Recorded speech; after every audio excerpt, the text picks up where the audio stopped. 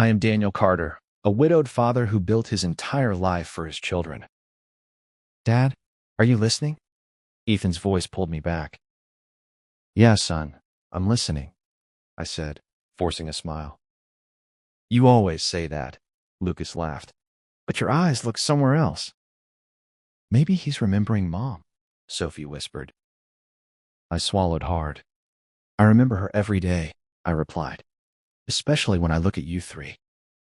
Tell us again, Dad, Sophie said, leaning closer. Tell us how you did everything alone. I chuckled softly. You've heard it 100 times.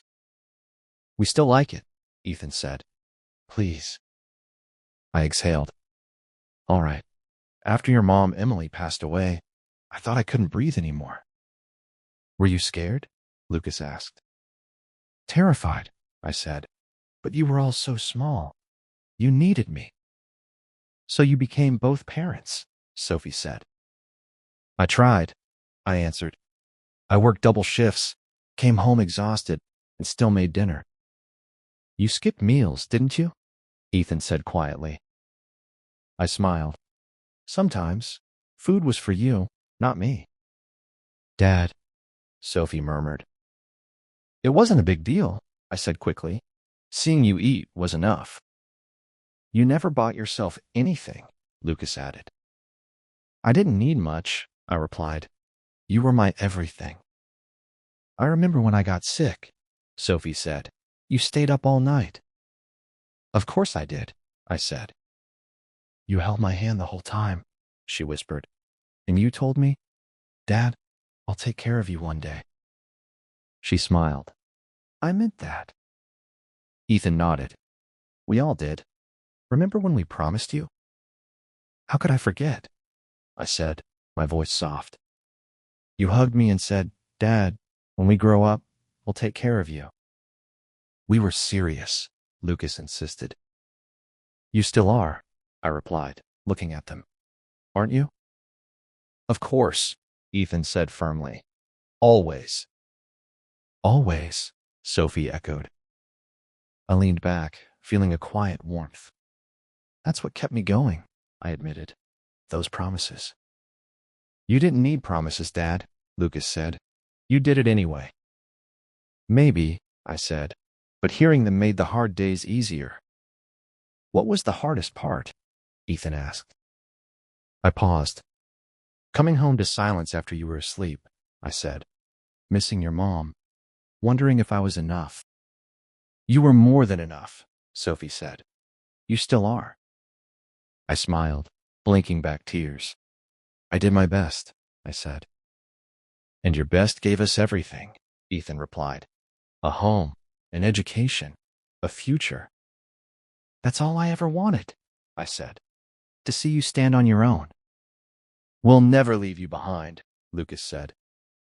Never, Sophie added. I laughed softly.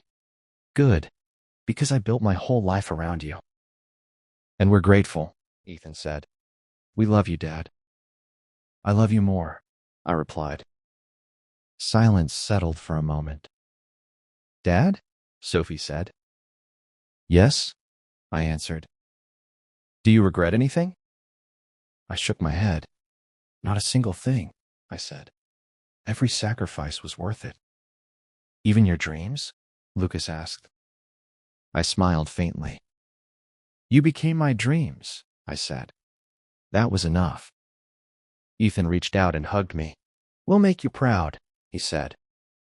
You already have, I replied. Sophie wrapped her arms around me. We'll always be here.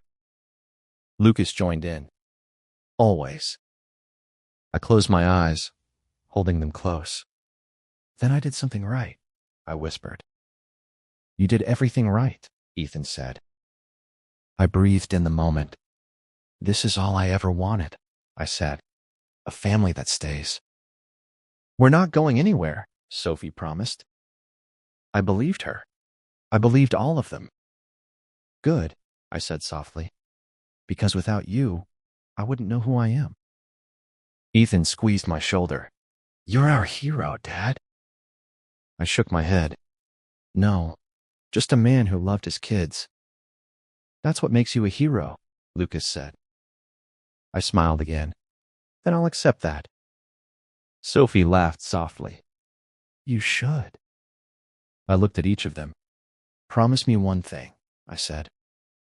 Anything, they replied together. Stay together, I said. Take care of each other. We promise, Ethan said. We promise, Sophie echoed. We promise, Lucas added. I nodded, feeling complete. That's enough for me. And we'll take care of you too, Sophie said. I smiled, my heart full. I know you will. I believed it completely. I trusted their words without question. Because they were my children, my world, my everything. And in that moment, I felt certain that all my sacrifices had built a future filled with love, loyalty, and unbreakable promises. I held on to that belief, letting it settle deep inside my chest. We'll never let you down, Dad, Ethan said. Never, Lucas repeated. Never, Sophie whispered. I smiled, trusting every word they spoke, certain our future would always remain just like this, warm, safe, and unbroken. I believed them with all my heart that day. Dad, I don't have time for this right now. Ethan's voice was sharp, rushed. I blinked. It'll only take a minute, son. I said I'm busy, he replied, already sounding distracted. We'll talk later. The call ended before I could answer. I stared at the phone in my hand. He's just busy, I muttered to myself. Work pressure. But something about his tone felt different. Later that evening, I tried Lucas. Hey, Dad, he said, but his voice lacked its usual warmth. How are you, son? I asked. I'm good. Just out right now. Out where? With friends. Oh, I said, forcing a light tone. Maybe I could join you sometime? There was a pause. Yeah, maybe. That maybe lingered longer than it should have. Lucas, I said gently, we haven't spent time together in weeks. I know, Dad. I've just been busy. Everyone's busy, I replied, but we make time for what matters. Another silence. I'll call you later, he said quickly. I gotta go. The line went dead again. I sat back, exhaling slowly. They're just growing up, I told myself. That's normal. Still, the house felt quieter than usual. A few days later, Ethan invited me over. Dad, come for dinner, he said. Megan wants to meet you properly. I smiled. I'd like that. When I arrived, Megan greeted me with a polite smile. Hi, Daniel. Call me Dad, I said warmly. She hesitated for a second. Sure, Dad. Ethan barely looked up from his phone. Sit down, he said. I sat, trying to ignore the strange tension. So, how's work? I asked. Good, he replied shortly. Megan, what do you do? I help Ethan with business decisions, she said calmly. That's great, I said. Teamwork is important. She smiled faintly. Efficiency is more important. I chuckled, trying to lighten the mood. Family comes first, though. Ethan finally looked up. In today's world, priorities change, Dad. The words hit harder than I expected. Maybe, I said carefully, but some things shouldn't. Megan glanced at Ethan before speaking. We believe in building our future without unnecessary obligations. I frowned slightly. Obligations? Ethan sighed. Dad, don't take it personally. We just mean independence. I've always supported that, I said. You know that. Exactly, Megan added. So you understand why boundaries matter. I nodded slowly, though something inside me tightened. Of course, I said. Boundaries are healthy. But this didn't feel healthy. It felt like distance. After dinner, I tried to talk to Ethan alone. Son, I said quietly, is everything okay? He looked annoyed. Why wouldn't it be? You've been different. I've grown up, Dad, he replied. That's all. I know, I said, but growing up doesn't mean pushing people away. He rubbed his forehead. You're overthinking this. Am I? I asked. Yes, he said firmly. We just have responsibilities now. I nodded, though my chest felt heavy. All right. On my way home, I called Sophie. Dad, she said, sounding cheerful at first. Hi, sweetheart. How's married life? It's good, she said. Ryan keeps me busy. Busy is good, I said. But I miss you. I miss you too, she replied quickly. Then come visit, I suggested. There was a pause. We've been meaning to. Meaning to? I repeated gently. Ryan has a tight schedule, she explained. We have commitments. Family is a commitment too, I said softly. I know, Dad, she said, her tone shifting. But things are different now. Different how? Ryan believes we should focus on our own household first. I swallowed. And I'm not part of that? That's not what I meant, she said quickly. Then what did you mean? Another silence. I'll call you later, Dad, she said. The call ended. I sat in my car, gripping the steering wheel. They're just busy, I whispered again. New lives, new responsibilities. But deep inside, something didn't feel right. Days turned into weeks.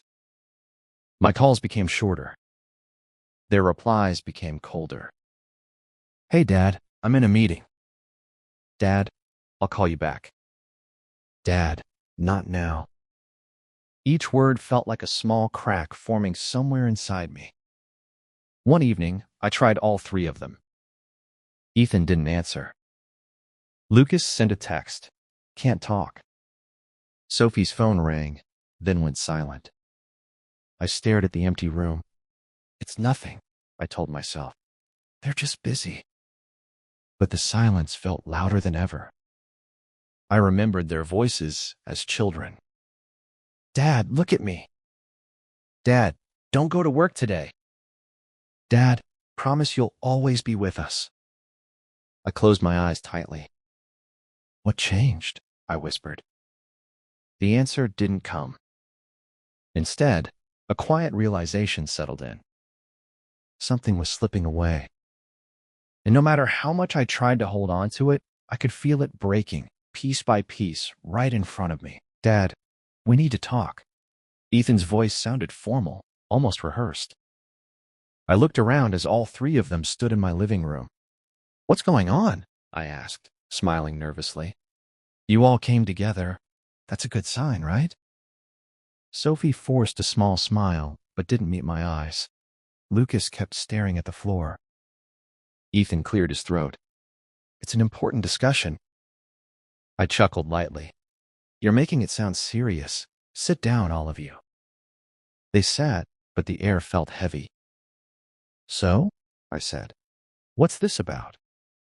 Ethan exchanged a glance with Lucas, then looked at me. Dad, we've been thinking about the future. That's good, I replied. I've always wanted that for you. It's about the house, he continued. I frowned. What about it? We want to sell it, Ethan said flatly. The words didn't register at first. Sell it? I repeated. Why? It's too big, he said. Too old. The market is good right now. This is our home, I said slowly. Your childhood. Everything is here. Exactly, Megan's voice cut in as she stepped forward. It has value. I looked at her, then back at my children. And where do I go? There was a pause. Ethan spoke again. That's what we wanted to discuss. My chest tightened. Discuss what? It's better if you move out, he said. The room spun slightly. Move out? It's just practical, Dad. Ethan added coldly. Practical?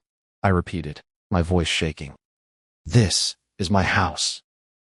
It's in all our names now, Lucas said quietly. I turned to him. Lucas? He didn't look up. It makes sense financially. Financially? I whispered.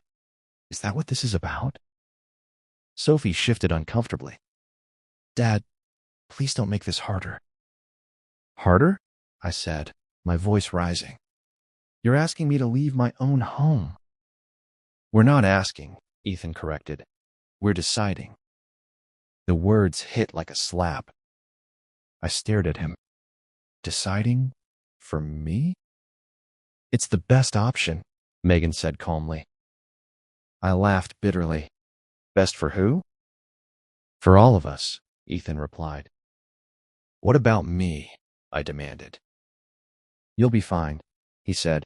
We'll help you find a smaller place. A smaller place? I echoed. After everything? Dad, don't start, Ethan said, irritation creeping into his voice. Don't start? I repeated. You want me to stay quiet? We're trying to be reasonable, he said. Reasonable? I took a step forward. I worked my entire life for this house. For you. We know, Sophie said softly. Do you? I asked, looking at her. Do you really know? She looked away. I skipped meals, I continued. I worked double shifts. I gave up everything so you could have this life. We didn't ask you to, Ethan said bluntly. The words knocked the air out of me. You didn't ask me? That was your choice, Megan added. My choice? I whispered. To love my children? Dad, you're being emotional, Ethan said. Of course I am, I shouted. This is my home. It's just a building, he replied coldly. No, I said firmly. It's not just a building. It's everything. Lucas shifted in his seat. Dad, maybe we can talk about this calmly. I am calm, I said, though my voice trembled. I just want to understand why my children are doing this to me. No one answered. I looked at Sophie. Say something. She swallowed. It's better this way. For who? I asked again. She stayed silent. That's what I thought, I said quietly. Ethan stood up. We've made the decision. I shook my head. No, I don't accept it. You don't have a choice, he replied. I felt something inside me break. So that's it? I said. After everything I've done, this is how it ends? Don't make it dramatic, Megan said. Dramatic? I laughed hollowly. You're throwing me out of my own house. It's not like that, Lucas muttered. Then what is it like? I demanded. No answer. Ethan picked up a bag and placed it in front of me. What's this? I asked. Your things, he said. I stared at the bag. You packed my things? It's easier this way, he replied. I looked at each of them, hoping, begging, for someone to stop this. Ethan? I said. He didn't respond. Lucas? Silence. Sophie? She wiped a tear, but still didn't meet my eyes. Please, I whispered. Don't do this. Ethan's expression didn't change. You need to leave, Dad. The word leave echoed in my head. This is my home, I said one last time. Not anymore, he replied. I felt my legs weaken. For a moment, I thought they would change their minds. They didn't. I bent down slowly and picked up the bag. Is this really what you want? I asked. No one answered. I nodded, even though it felt like my heart was being torn apart. All right, I said quietly. I walked toward the door, each step heavier than the last. Dad, Sophie's voice broke behind me. I stopped, hope flickering for a second. but she didn't say anything else. I opened the door. The house I built, the home I filled with love, stood silently behind me. I stepped outside. The door closed. And just like that, I was no longer part of it. I forgive you, but I won't go back. The words hung in the air between us. Ethan stepped forward. Dad, please. I raised my hand. No. Let me finish. They all stopped. I looked at each of them carefully. I spent my entire life building you a future. Sophie whispered, we know. No, I said quietly. You understand now. There's a difference. Lucas swallowed hard. We didn't mean for it to go this far. But it did, I replied. Silence filled the room. Ethan's voice cracked. So this is it? I nodded.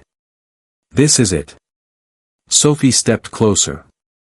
Dad, we're still your children. I know, I said softly. And I will always care about you. Then why? She asked. I took a slow breath. Because caring doesn't mean returning to what broke me. Lucas looked down. We lost everything. I lost everything first, I said. That hit them harder than anything else. Ethan ran a hand through his hair. We can fix this. I shook my head. No. Some things aren't meant to be fixed the way you think. Sophie's eyes filled again. We're sorry. I hear you, I said. And I believe you mean it now. Then give us a chance, Lucas said quickly. I stepped back slightly. I already gave everything I had once. Silence again. I looked at the floor for a moment, then back at them. I don't hate you, I said. Ethan blinked. You don't? No, I replied. But I don't need you to complete me anymore. That line made them freeze. Sophie whispered, what are you going to do now? I smiled faintly. Live. Without us? Lucas asked. Yes, I said simply. Ethan stepped closer. We can still be a family. I met his eyes. A family doesn't destroy its foundation and call it love. He lowered his head. I turned slightly toward the door. Do you remember what I used to say? I asked. Sophie nodded slowly. That you'd always be there for us. I was, I said. Until I wasn't respected anymore. Lucas whispered, we didn't see it then. I know, I said. But I see it now. A long silence followed. Then Ethan spoke again, quieter this time. Are you happy now? I paused. Not out of confusion. Out of truth. I'm not fully healed, I said. But I'm no longer broken. Sophie nodded through tears. We really lost you, didn't we? I shook my head slowly. No. They looked up. I found myself, I corrected. That quieted everything. I walked to the door. Dad, Lucas said softly. I stopped but didn't turn. Take care of yourselves, I said. We will, Ethan replied, voice low. And you? Sophie asked. I turned slightly. I already am. I opened the door. The air outside felt different this time. Not heavy. Not empty. Free. I stepped out slowly. Behind me, I heard Sophie whisper, we love you. I closed my eyes for a moment. I know, I said softly without turning back. Then I walked forward. Not as the man who lost everything. But as the man who finally stopped losing himself.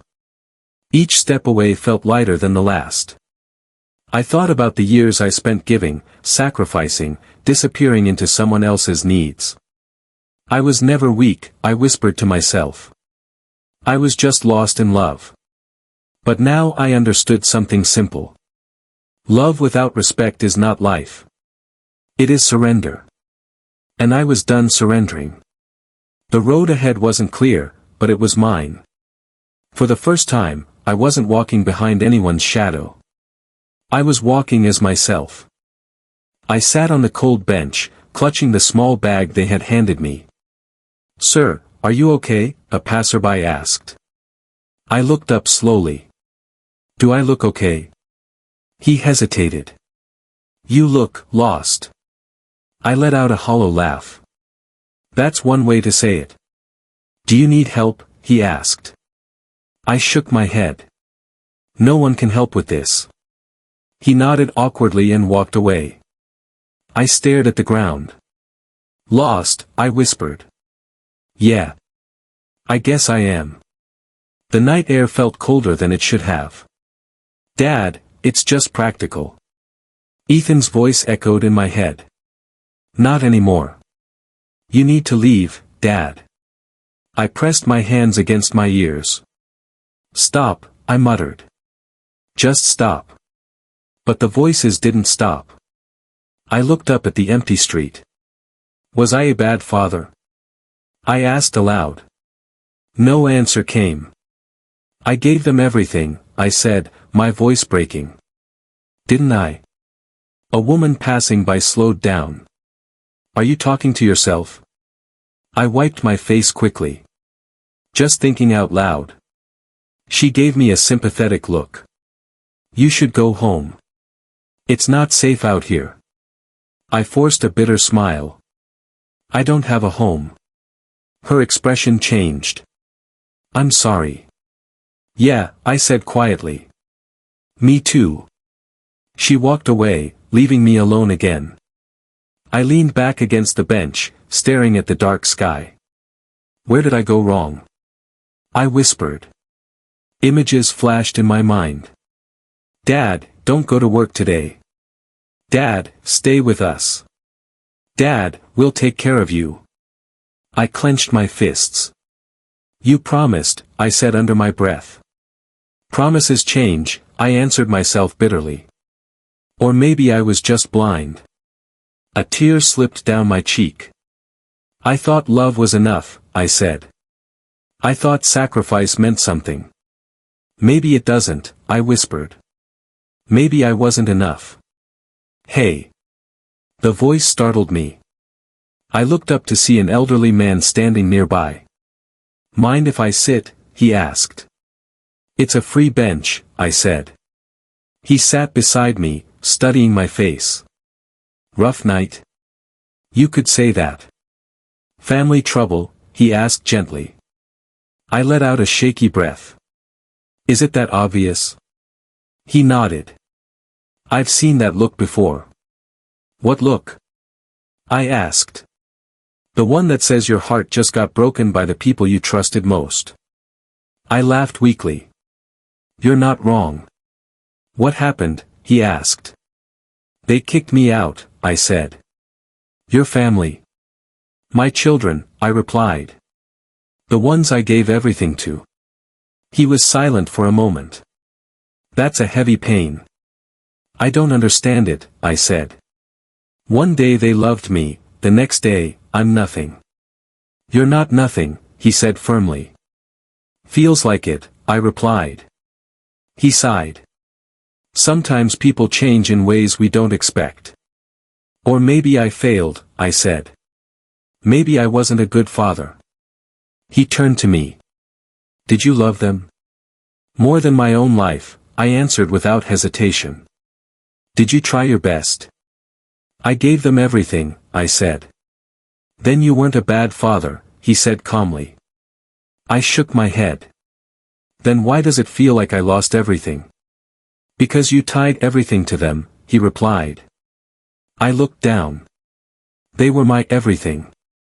"And now?" he asked. I hesitated. "Now I don't know who I am." He nodded slowly. "That's the hardest part." Silence settled between us. "Do you have somewhere to go?" he asked after a while. I shook my head. "No. You can't stay here all night," he said. "I don't have a choice." "You do," he replied. I looked at him. What do you mean? My name is Mr. Harris, he said. I live a few blocks from here. I frowned slightly. Why are you telling me this? Because you look like you need a place to stay, he said simply. I hesitated. I don't want to be a burden. You're not, he said. I have a spare room. I stared at him, unsure. Why would you help me? He smiled faintly. Because someone once helped me when I was at my lowest. I swallowed hard. I don't know what to say. Say yes, he replied. I looked back at the empty street, then at my bag. I don't have anywhere else, I admitted. Then come with me, he said, standing up slowly. I hesitated for one last moment. Are you sure? I asked. He nodded. No one should spend a night like this alone. I stood up, my legs unsteady. Thank you, I said quietly. He gave a small nod. You can thank me later. As I followed him, I looked back at the bench. That was my lowest point, I whispered to myself. And somehow, a stranger showed me more kindness than my own family. Sit down, Mr. Harris said as he handed me a warm cup of tea. Thank you, I replied, wrapping my hands around it. I don't know how to repay you. You don't, he said simply. You just rest. I looked around his small living room. It's been a long time since I felt safe. He sat across from me. Then start getting used to it again. I let out a tired breath. I'm not sure I remember how. Then we'll figure it out, he said. I hesitated. Why are you helping me? He leaned back. Because I see a man who lost himself. I didn't lose myself, I said quietly. I lost my family. He shook his head. Same thing, if you're not careful. I looked down at the tea. They were my whole world. That's the problem, he replied. I frowned. Loving my children was a problem? No, he said calmly. Forgetting yourself was. I didn't respond. You gave them everything, he continued. But you forgot to keep something for yourself. His words hit harder than I expected. I thought that's what a good father does. A good father gives, he said. But a wise man keeps enough to stand when everything falls apart. I swallowed. And I didn't. No, he said gently.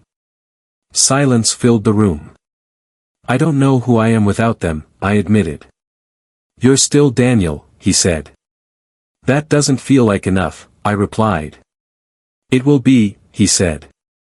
But only if you let it. I shook my head.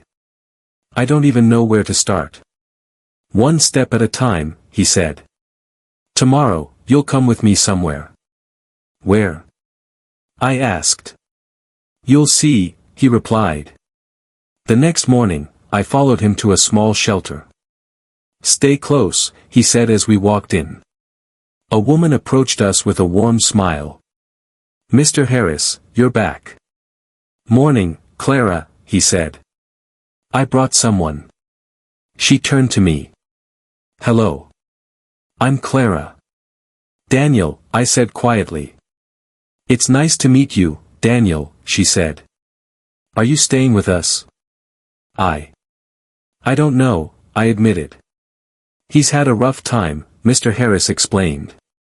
Clara nodded, her expression softening. You're safe here. Thank you, I said. She gestured toward a chair. Sit down. You look like you haven't slept properly. I haven't, I admitted. She handed me a glass of water. Drink this. I obeyed, feeling strangely comforted. What happened? She asked gently. I hesitated, then said, my children asked me to leave. Her eyes widened slightly. I'm sorry. I keep asking myself why, I said. Sometimes there isn't a clear answer, she replied. That doesn't make it easier, I said. I know, she said softly. Mr. Harris sat beside me. He thinks he failed. Clara looked at me. Do you? I nodded. What kind of father gets thrown out? She shook her head. That's not the right question. Then what is? I asked. The question is, what kind of people would do that, she said. I blinked. I never thought of it that way. Because you're blaming yourself, she said. Isn't it my fault? I asked. No, she said firmly. You loved them. That's not a mistake. I looked at Mr. Harris. He said something similar. Because it's true, she replied. I exhaled slowly. It doesn't feel true. It will, she said. But it takes time. I don't have much left, I admitted. You have more than you think, she said. Like what? I asked. Your strength, she replied. You survived this. Barely, I said. Barely is still surviving, Mr. Harris added. I looked between them. What do I do now? Clara smiled gently. You start again. From nothing? I asked. From experience, she corrected. I let her words sink in. I'm not sure I can, I said. You can, she replied. And you will. Mr. Harris nodded. You're stronger than you think. I looked down at my hands. I used to believe that. Then believe it again, Clara said. I took a deep breath. Maybe my life isn't over. It's not, she said. It's just different now, Mr. Harris added. I nodded slowly. For the first time since that night, the weight in my chest felt a little lighter. Thank you, I said quietly. Clara smiled. You're not alone anymore. Mr. Harris patted my shoulder. And you won't be, as long as you keep moving forward. I looked at both of them, feeling something I hadn't felt in days. Hope. I won't beg for love anymore. The words left my mouth before I could stop them. Mr. Harris looked at me carefully. Good, he said. That's where it begins. Clara nodded. You're finally choosing yourself. I exhaled slowly. It took me long enough. What matters is that you're here now, she replied. I looked down at the papers again. So, what do I do next? Mr. Harris leaned forward. We call someone who knows the law. A lawyer? I asked. Yes, he said. Do you know anyone? I hesitated. There was someone, years ago. Who? Clara asked. Michael Reeves, I said. We used to be close friends. Then call him, Mr. Harris said. I don't know if he'll even remember me, I admitted. Only one way to find out, Clara said gently. I pulled out my phone, my hands slightly trembling. Go on, Mr. Harris encouraged. I dialed the number I hadn't used in years. Hello, a familiar voice answered. Michael? I said quietly. Speaking. Who's this? It's Daniel. Daniel Carter. There was a pause. Daniel, he repeated. Is that really you? Yes, I said. Where have you been? He asked. I haven't heard from you in years. I know, I replied. Life got complicated. He chuckled softly. That's one way to put it. I need your help, I said, my tone turning serious. His voice shifted immediately. What's wrong? I've been pushed out of my own home, I said. What? He said sharply. Explain. It's a long story, I admitted. I've got time, he replied. Start talking. I took a deep breath and told him everything. When I finished, there was silence. Daniel, he said finally, this is serious. I know, I replied. If what you're saying is true, they manipulated you into signing those documents, he said. Yes, I said. Then you have a case, he continued. I hesitated. Against my own children? This isn't about who they are, he said firmly. It's about what they did. I closed my eyes. I never thought it would come to this. Neither did I, he said. But here we are. What can I do? I asked. We can challenge the sale, he said. We can investigate the documents. And if it's proven? I asked. Then there will be consequences, he replied. I swallowed hard. Consequences. Daniel, he said, his tone softer now, you deserve justice. I don't want revenge, I said. Good, he replied. Because this isn't revenge. It's reclaiming what's yours. I nodded slowly. All right.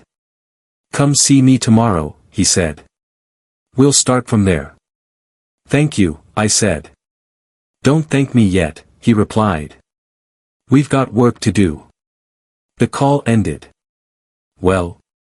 Mr. Harris asked. He's going to help me, I said. Clara smiled. That's a big step. It feels like one, I admitted. Mr. Harris nodded. Now you start rebuilding. Rebuilding, I repeated. From nothing. From yourself, he corrected. I looked at him. Where do I even begin? With something small, Clara said. Like what? Work, she replied. Something simple to get you moving again. I hesitated. I haven't worked like that in years. Then it's time, Mr. Harris said. The next day, I found myself standing outside a small shop. You can do this, I whispered to myself. I stepped inside. Can I help you? The owner asked. I'm looking for work, I said. He looked me over. What kind of experience do you have? A lifetime, I replied. I can do anything you need. He raised an eyebrow. That's a bold claim. I'm a desperate man, I said honestly. He studied me for a moment. I need someone to handle deliveries and basic tasks. I'll do it, I said immediately. It's not much pay, he warned. I'm not here for money, I replied. I'm here to start again. He nodded slowly. All right. You start tomorrow. Thank you, I said. As I walked out, I felt something unfamiliar. Not pain. Not regret. Purpose. That evening, I sat with Mr. Harris and Clara again. I got a job, I said. Clara smiled brightly. That's wonderful. Mr. Harris nodded. First step. It's small, I admitted. It's not small, he said. It's progress. I leaned back, thinking. For the first time. I don't feel helpless. Because you're not, Clara said. I looked at my hands. I spent so many years giving everything away. And now? Mr. Harris asked. Now I'm taking something back, I said. Clara tilted her head. What's that? Myself, I replied. Silence followed, but it felt different this time. Peaceful. I won't beg for love anymore, I said again, stronger this time. Mr. Harris smiled faintly. Good. Because I finally understand something, I continued. What's that? Clara asked.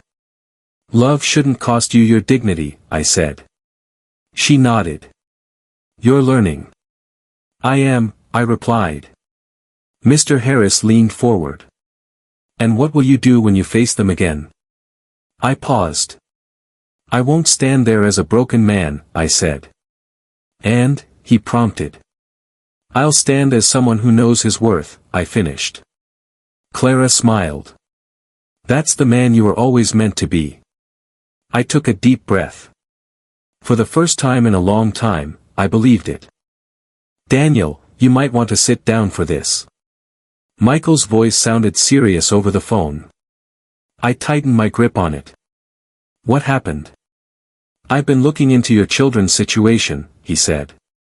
My children? I repeated. Why? Because it connects to your case, he replied. I exhaled slowly. Just tell me. Ethan's business is collapsing, he said.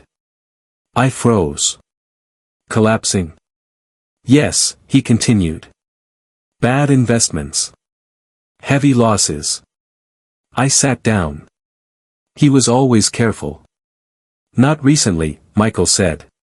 He took risks. Megan, I whispered. That's my guess too, he replied. I closed my eyes. What about Lucas? He's struggling financially, Michael said. Debt is piling up. And Sophie? I asked quietly. There was a pause. Her marriage isn't doing well. My chest tightened. What do you mean? Ryan's behavior has changed, he said. Reports of arguments, tension. I swallowed hard. So everything is falling apart. It seems that way, Michael said. I leaned back, staring at the ceiling. Daniel, he said. I'm here, I replied. How do you feel about this, he asked. I hesitated. I don't know. You don't sound surprised, he said. I'm not, I admitted. I just didn't expect it this soon. Do you want to meet them, he asked. I shook my head, even though he couldn't see me. Not yet. All right, he said. But this changes things. I know, I replied. The call ended, leaving me alone with my thoughts. Later that day, I shared everything with Mr. Harris and Clara. They're suffering now, I said quietly. Mr. Harris nodded. Actions have consequences. Clara looked at me carefully.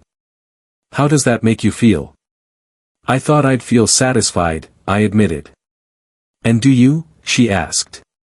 I shook my head. No. Why not? Mr. Harris asked. Because they're still my children, I said. Clara sighed softly. Pain doesn't disappear just because roles reverse. I nodded. I know what they're feeling.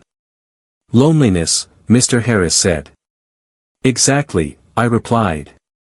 A few days later, I saw Ethan by chance. He looked different. Dad, he said, surprised. I stopped. Ethan. He ran a hand through his hair. I didn't expect to see you here. Neither did I said calmly. There was an awkward silence. How have you been, he asked. I'm doing all right, I replied. Working. Rebuilding. He nodded slowly. That's good. And you? I asked. He forced a smile. Busy. Still. I asked. His smile faded. Not the same kind of busy. I studied him. What happened? He hesitated. Things didn't go as planned. With the business? I asked. He looked at me sharply. How do you know? I hear things, I said. He sighed. Yeah, it's bad. And Megan? I asked. He looked away. She left. The words hung in the air. She left. I repeated. When the money started disappearing, he said bitterly. I felt a familiar ache in my chest. I'm sorry, I said quietly. He laughed dryly. Funny, isn't it? What is? I asked. She said she didn't believe in unnecessary obligations, he said. I remembered those exact words. And now? I asked. Now I'm the unnecessary obligation, he replied. Silence fell between us. I didn't come here to talk about this, he said. Then why did you stop? I asked. He didn't answer. Take care of yourself, Ethan, I said. You too. Dad, he replied softly. I walked away, my heart heavy. Later that evening, I received a call. Dad? Sophie's voice trembled. Sophie, I said gently. I didn't know who else to call, she said. What's wrong? I asked. It's Ryan, she whispered. What about him? He's not the same anymore, she said. He's angry all the time. I stayed silent, listening. He says I'm a burden, she continued. The words cut deep. Where is he now? I asked. He left, she said. He said he needs space. I closed my eyes. Dad. I'm scared, she whispered. I took a deep breath. You're not alone. I feel like I am, she said. I know that feeling, I replied quietly. There was a pause. Dad. I'm sorry, she said. The words hit me harder than I expected. For what? I asked. For everything, she whispered. I didn't respond immediately. Please say something, she begged. I hear you, I said finally. Is that all? She asked, her voice breaking. It's all I can say right now, I replied. She started crying softly. I didn't understand before, she said. I know, I replied. I thought I was doing the right thing, she continued. And now? I asked. Now I feel empty, she said. I swallowed hard. That's what choices can do. Can you forgive me? She asked. I hesitated. Dad, she whispered. I don't know yet, I said honestly. The silence that followed felt heavy but real. I deserve that, she said quietly. Take care of yourself, Sophie, I said. You too, she replied. The call ended. I sat there, staring into the distance. They're facing it now, I said later to Mr. Harris. The same loneliness, he replied. Yes, I said. Clara looked at me. This is what happens when people build their lives on the wrong things. I nodded slowly. This isn't revenge, I said. No, Mr. Harris agreed. It's reality. I leaned back, letting the truth settle inside me. The pain hadn't disappeared. But now, it had changed shape. And somewhere deep inside, I understood something clearly. Karma doesn't shout. It arrives quietly, and takes everything back. Dad, please, just open the door. Ethan's voice cracked from outside. I stood still inside the small room Mr. Harris had given me. Why are you here? I asked through the door. Dad, we need to talk, Lucas said quickly. Please. I didn't move. You already said everything you needed to say months ago. Not like this, Sophie's voice broke through. Please, Dad. I finally opened the door. All three of them stood there. Different now. Tired. Smaller somehow. Ethan stepped forward. Dad. I raised my hand slightly. Say what you came to say. He swallowed hard. We were wrong. Silence hit the air. Lucas nodded quickly. We made a mistake. Sophie's eyes were red. We didn't understand what we were doing. I looked at them carefully. You understood enough. Dad, please, Ethan said. We didn't mean it like that. But you still did it, I replied calmly. He lowered his head. I lost everything. I heard, I said. Sophie stepped closer. Ryan left me. Lucas added, I'm drowning in debt. Ethan exhaled shakily. Megan walked away when things got bad. I listened quietly.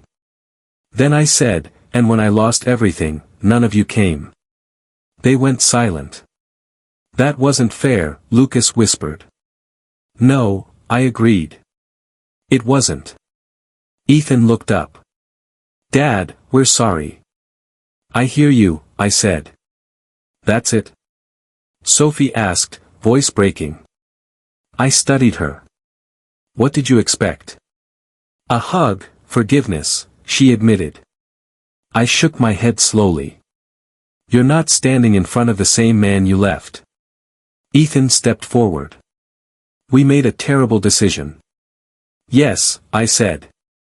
You did. We were influenced, Lucas said quickly. By Megan, Sophie added. I nodded. And Ryan. We didn't see it at the time, Ethan said. But you see it now, I replied. He nodded. Yes. I stepped aside slightly, letting the silence stretch. I worked my whole life for you, I said quietly. We know, Sophie whispered. No, I said. You're starting to know. Ethan clenched his jaw. Dad, we came back because we need you. That line changed something in me. I looked at him. Need me? Lucas stepped in. We can fix this together. Fix. I repeated. Yes, Sophie said quickly. We can rebuild. I let out a slow breath. Do you hear yourselves? They looked confused. You're not here because you love me, I said calmly. You're here because your lives fell apart. That's not true, Ethan said fast. Isn't it? I asked. Silence again. I walked a step closer. When I was outside that house, where were you? No answer. When I slept on a bench, where were you? Sophie looked down. When I lost everything, where were you? I asked again. Lucas whispered, we were wrong. Yes, I said. You were. Ethan's voice softened. Dad, please, give us another chance. I paused. This was the moment. The moment I once dreamed of. But something had changed. Inside me. I forgave a lot in my life, I said slowly. They looked hopeful. But I also learned something, I added. What? Sophie asked. I looked at each of them. Love without respect becomes pain. Silence deepened. I'm not the man you threw out, I said. Ethan stepped back slightly. Dad. I'm not begging anymore, I continued. Lucas frowned. We're not asking you to beg. You already made me do that once, I said quietly. That shut them up. Sophie's voice trembled. So what now? I looked at her. I listen, I said. But I decide. Ethan swallowed. We just want you back. I nodded slowly. I hear you, I repeated. And? Lucas asked. I stepped back into the room.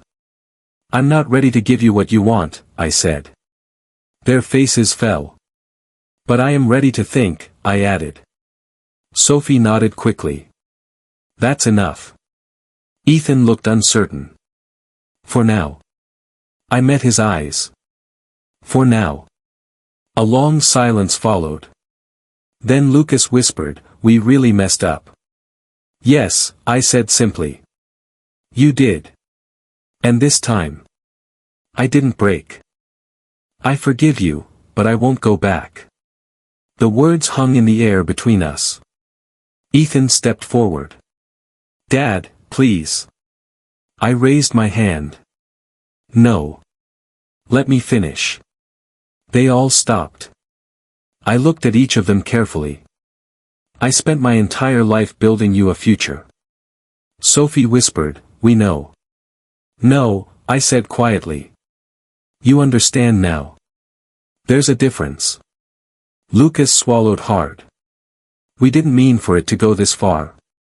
But it did, I replied. Silence filled the room. Ethan's voice cracked. So this is it? I nodded. This is it. Sophie stepped closer. Dad, we're still your children. I know, I said softly. And I will always care about you. Then why? She asked. I took a slow breath. Because caring doesn't mean returning to what broke me. Lucas looked down. We lost everything. I lost everything first, I said. That hit them harder than anything else. Ethan ran a hand through his hair.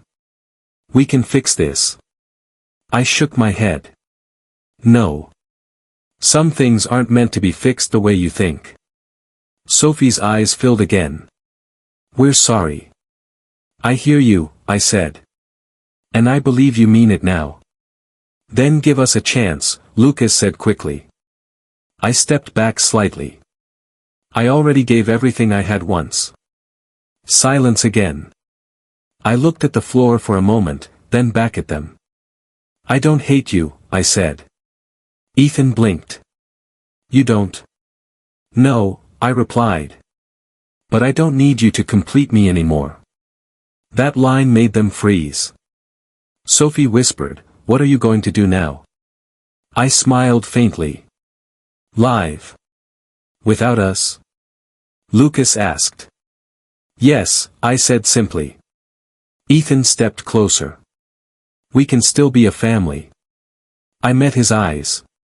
A family doesn't destroy its foundation and call it love. He lowered his head. I turned slightly toward the door. Do you remember what I used to say? I asked. Sophie nodded slowly. That you'd always be there for us. I was, I said. Until I wasn't respected anymore. Lucas whispered, we didn't see it then. I know, I said. But I see it now. A long silence followed. Then Ethan spoke again, quieter this time. Are you happy now? I paused. Not out of confusion. Out of truth. I'm not fully healed, I said. But I'm no longer broken. Sophie nodded through tears. We really lost you, didn't we? I shook my head slowly. No. They looked up. I found myself, I corrected. That quieted everything. I walked to the door. Dad, Lucas said softly. I stopped but didn't turn. Take care of yourselves, I said. We will, Ethan replied, voice low. And you? Sophie asked. I turned slightly. I already am. I opened the door. The air outside felt different this time. Not heavy. Not empty. Free. I stepped out slowly. Behind me, I heard Sophie whisper, we love you. I closed my eyes for a moment. I know, I said softly without turning back. Then I walked forward. Not as the man who lost everything. But as the man who finally stopped losing himself. Each step away felt lighter than the last. I thought about the years I spent giving, sacrificing, disappearing into someone else's needs. I was never weak, I whispered to myself. I was just lost in love. But now I understood something simple. Love without respect is not life. It is surrender. And I was done surrendering. The road ahead wasn't clear, but it was mine. For the first time, I wasn't walking behind anyone's shadow. I was walking as myself.